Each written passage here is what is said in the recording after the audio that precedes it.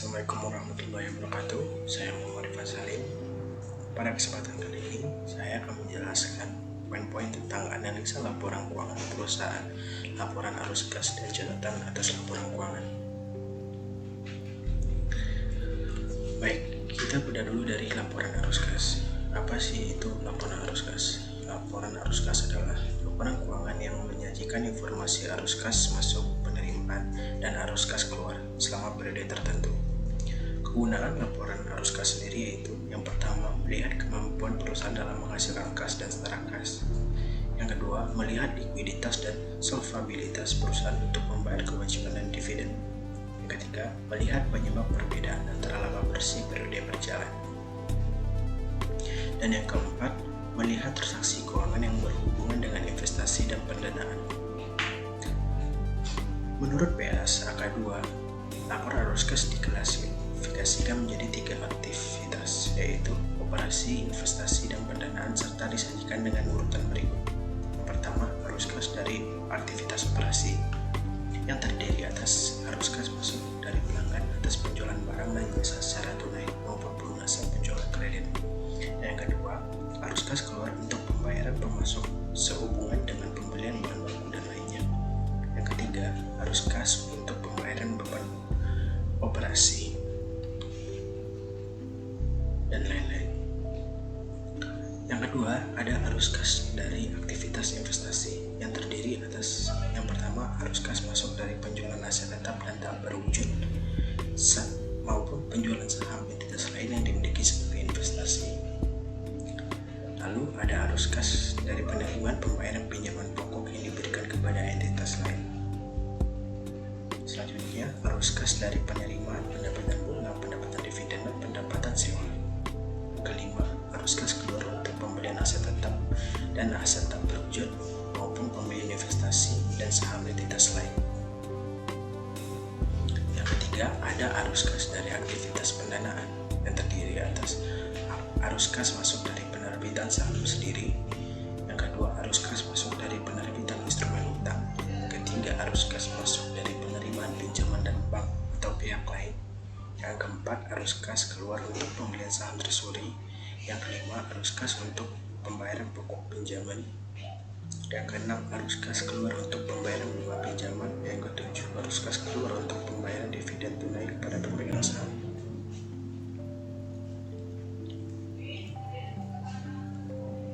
Lalu, penyusunan laporan arus kas dari aktivitas operasi. Arus kas dari aktivitas operasi dapat disajikan dengan 2 metode. Yang pertama, metode langsung.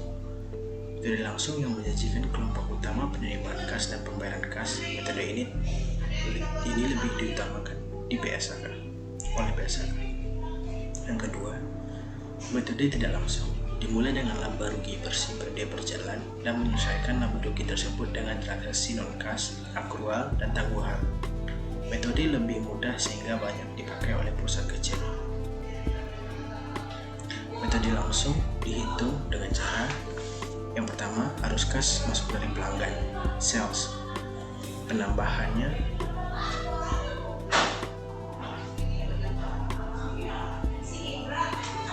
selanjutnya, metode tidak langsung. Cara perhitungan dimulai dengan laba bersih, lalu disesuaikan dengan yang pertama, ditambah beban non-kas seperti beban depresiasi dan amortisasi. Yang kedua, ditambah kerugian atau dikurangi keuntungan penjualan aset tetap. Yang ketiga, ditambah penurunan aset lancar non-kas seperti piutang dagang, persediaan membayar di muka, kecuali pinjaman yang diberikan, sebab pos ini masuk ke aktivitas investasi. Yang keempat, ditambah kenaikan liabilitas lancar non-kas dan akrual terkait beban-beban operasi yang belum dibayar, kecuali pinjaman yang diterima dan utang dividen, sebab pos-pos ini masuk ke aktivitas pendanaan. Selain laba bersih, ada juga yang menggunakan laba sebelum pajak penghasilan. Sekarang kita masuk kepada free cash flow. Apa sih itu free cash flow? Free cash flow adalah jumlah kas yang tersisa dari aktivitas operasi dikurang pembelian aset tetap atau capital expenditure itu. Free cash flow menunjukkan jumlah kas yang tersedia untuk pembayaran kewajiban kepada kreditor maupun dividen kepada pemegang saham. Dan yang terakhir, catatan atas laporan keuangan. Catatan atas laporan keuangan atau notes to the financial statement adalah catatan-catatan yang berisi penjelasan yang lebih detail yang merupakan bagian yang tidak terpisahkan dari laporan keuangan dan yang diperlukan untuk memahami laporan keuangan agar informasi dapat diambilkan. Baiklah, selanjutnya saya akan juga menjelaskan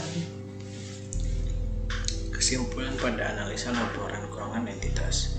Dasar-dasar akuntansi, laporan posisi keuangan, dan laporan laba rugi dan penghasilan komprehensif lain.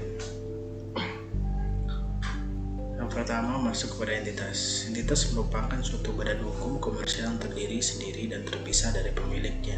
Seringkali pemilik tidak berada di dalam entitas untuk ikut serta di dalam operasional dan pengawasan aktivitas. Selanjutnya, laporan keuangan. Laporan keuangan merupakan sarana komunikasi manajemen kepada pemegang saham yang berkenan dengan aktivitas sehari entitas berdasarkan laporan keuangan tersebut. Para pemegang saham dan para pemangku kepentingan lainnya yang asetnya berada di dalam entitas dapat mengambil keputusan bisnis di laporan entitas tersebut. PSAK 1, penyajian laporan keuangan, paragraf 9, mendefinisikan laporan keuangan sebagai suatu penyajian terstruktur dari posisi keuangan dan kinerja keuangan suatu entitas. Keputusan tersebut termasuk pembelian, penjualan, dan kepemilikan instrumen keuangan ekuitas dan instrumen utang, serta penyediaan atau penyelesaian pinjaman dan bentuk kredit lainnya. Ekspektasi investor, pemberi pinjaman, dan kreditur lainnya tentang imbal hasil bergantung pada penilaian jumlah, waktu, dan ketidakpastian dari prospek arus kas masuk neto dan masa depan ke entitas. Contoh tanggung jawab tersebut termasuk melindungi sumber daya entitas dari dampak putar ekonomi yang tidak menentukan seperti perubahan harga dan teknologi, serta memastikan bahwa entitas mematuhi hukum yang berlaku, peraturan, dan ketentuan kontraktual. Dalam banyak hal, laporan keuangan didasarkan pada estimasi, pertimbangan, dan model dibandingkan dengan gambaran yang tepat. Kerangka konseptual menetapkan konsep yang mendasari estimasi, pertimbangan, dan model tersebut. Konsepnya adalah arah tujuan yang ingin diraih oleh PSAK IAII, dan penyusunan dan penyajian laporan keuangan, seperti tujuan pada umumnya. Visi kerangka konseptual laporan keuangan yang ideal sangat sulit untuk dicapai secara utuh, setidaknya tidak dapat dicapai dalam jangka pendek karena membutuhkan waktu untuk dapat memahami, menerima, dan menerapkan cara baru untuk menganalisis transaksi yang peristiwa lainnya. Lalu ada keterbandingan. Keterbandingan adalah karakteristik kualitatif yang memungkinkan pengguna laporan keuangan untuk mengidentifikasi dan memahami kesamaan dalam perbedaan antara akun-akun. Keterbandingan tidak berhubungan dengan satu akun. Suatu perbandingan mensyaratkan minimal 2 akun. Walaupun berhubungan dengan keterbandingan, konsistensi merujuk pada penggunaan metode yang sama terhadap akun-akun sama, baik dari periode ke periode dalam suatu entitas atau dalam suatu periode antar entitas. Lalu yang ketiga, keterverifikasian membantu meyakinkan penggunaan laporan keuangan bahwa informasi keuangan terkait merepresentasikan fenomena ekonomi secara tepat sebagaimana mestinya. Keterverifikasian merupakan suatu pencapaian konsensus dari berbagai pengamat independen dengan pengetahuan yang berbeda, meskipun tidak selalu mencapai kesepakatan. Yang keempat, ada ketepat waktuan merupakan ketersediaan informasi keuangan bagi pembuat keputusan pada waktu yang telah ditetapkan sehingga dapat mempengaruhi keputusan mereka.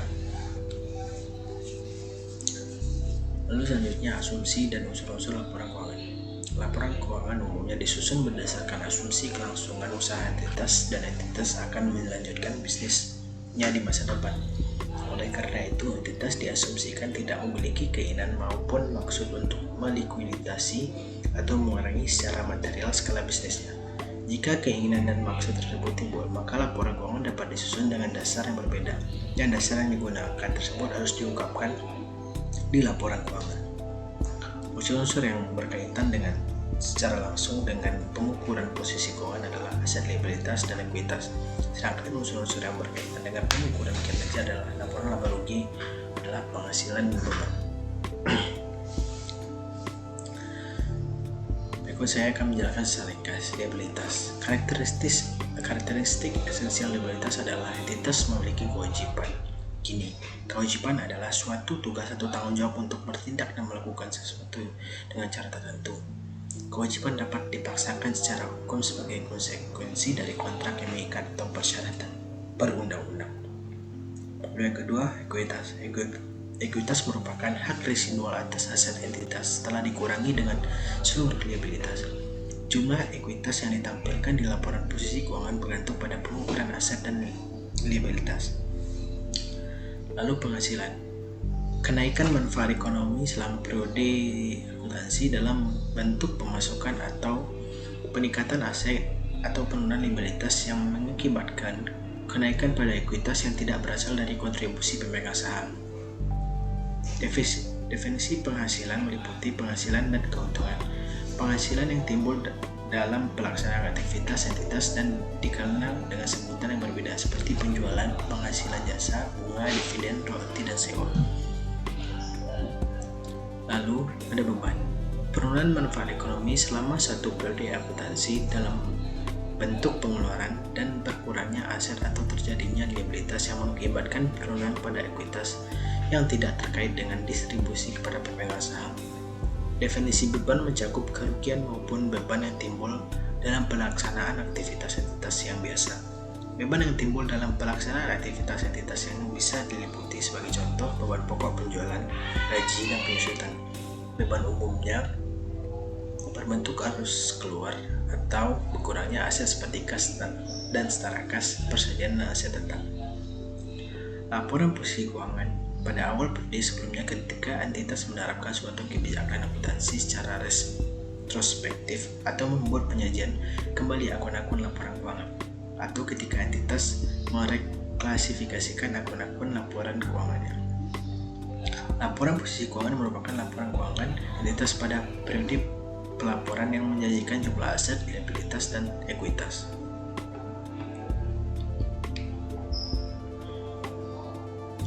Ada beberapa komponen laporan keuangan yang berkaitan dengan saldo laba. Ada kalanya saldo laba disisihkan sebagai untuk keperluan tertentu.